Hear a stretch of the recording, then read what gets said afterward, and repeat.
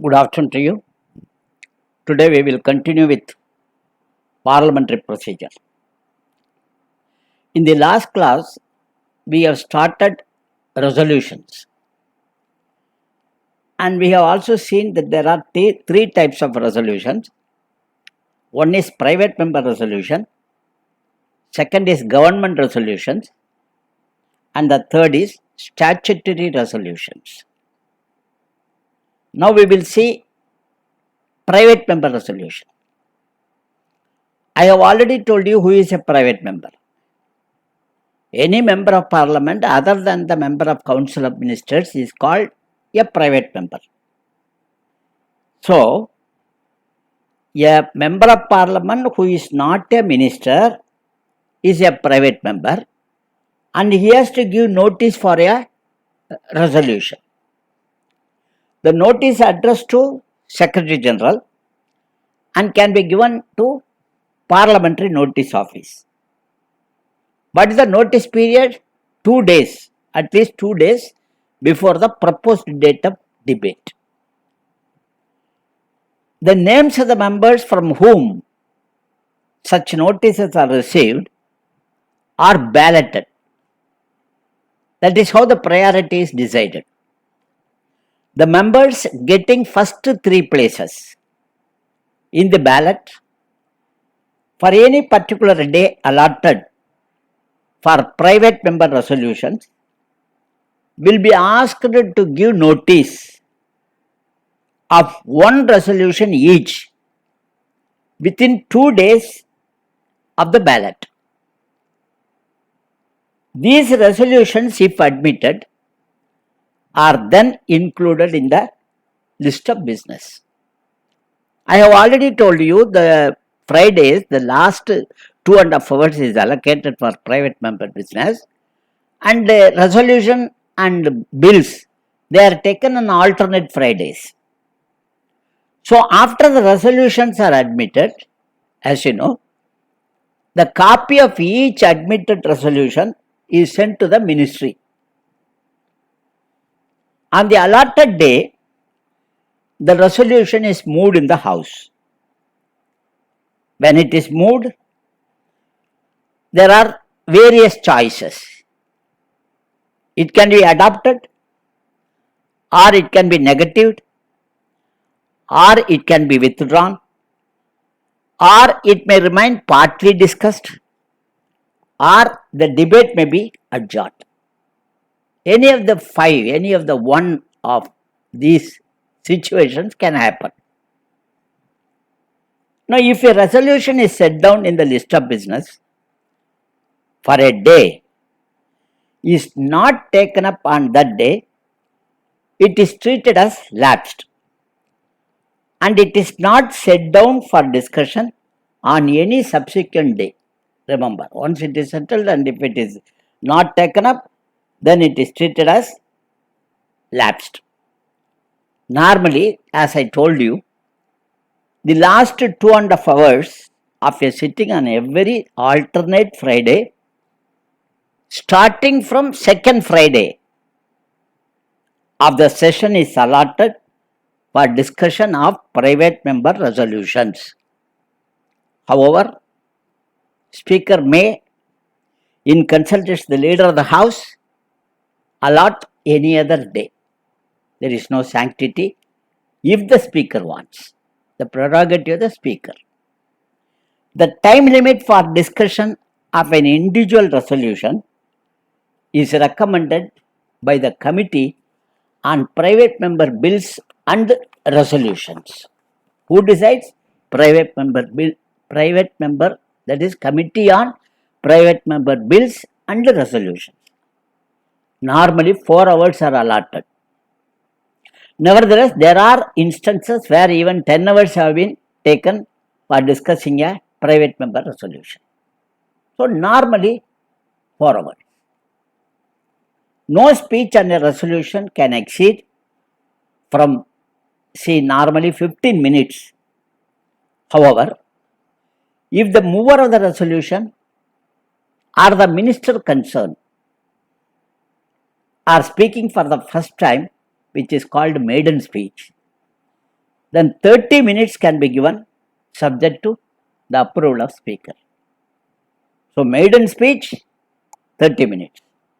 Normally 15 minutes. When called upon to do so, members move the resolution. He must move the resolution as it stands in the list of business. He cannot deviate without the permission of the speaker. He cannot deviate from the wordings published in the list of business. After the resolution is moved, the mover of the resolution will speak first. Then the members who are given notice for amendments will be allowed to speak and move the amendments. Finally, the concerned minister in charge will reply on behalf of the government. The mover of the resolution has a right to reply, but he has to rise from the seat and request for the permission of the speaker to speak. Speaker will not ask him, you give the reply. No. Speaker will simply keep quiet, and it is for the mover of the resolution who has spoken first, then he has the right of reply. That right he has to exercise on his own. He cannot be prompted. After the mover's reply, the resolution will be put to vote. If the resolution is adopted, then a copy will be given to the minister concerned. This is the procedure for private member resolution. Secondly, the government resolution. There are three categories of government resolution. One is to approve the international treaties, sanad or agreements of which Government of India is a party. Number two is to approve the policy of the government, national health policy, national education policy, like that, national senior citizen policy. These are national policy of the government. Thirdly, to approve the recommendation of the committee. Let us say Public Accounts Committee wanted to take the evidence of the parties or the officers in open. Instead of secret, they want to have the meetings in open without any secrecy. So a policy has to be adopted with respect to the committees. So that policy. Thirdly, these are the three types of resolutions among the government resolution. The time for discussion of the government resolutions is allotted by Business Advisory Committee. Remember, the first one, private member bills, private member resolution, the time is allotted by the Parliamentary Committee on Private Member Bills and Resolutions. Whereas the government resolution, the time is allotted by Business Advisory Committee. The resolutions can be moved by the minister in charge. The rest of the procedure, moving amendments and right of reply, etc., same. The same as that of private member resolutions. And the same as regards the all procedures are same. Then comes what is known as statutory resolution. Statutory resolutions are the resolutions tabled in pursuance of the provisions of Constitution or in pursuance of the provisions of the Act of Parliament. A notice can be given either by minister or by a private member. There is no particular period of notice for moving a statutory resolution unless it is already prescribed in the Constitution or in the relevant Act. A statutory resolution, after admitted by the Speaker, is published in the bulletin. A time for discussing the statutory resolution is provided by the government from the time allotted for government business. So, there is no separate time for this, because statutory resolution is normally in pursuance of the provisions of the Constitution or in pursuance of the provisions of the law. So, regarding the procedure on admission of statutory resolution, moving amendments and the disposal of such amendments and the disposal of the resolution are same as other resolution. The total time allotted is decided by Business Advisory Committee. So, private member bill, private member resolution decided by the Parliamentary Committee on Private Member Bills and Resolutions. And the next is government resolution decided by Business Advisory Committee.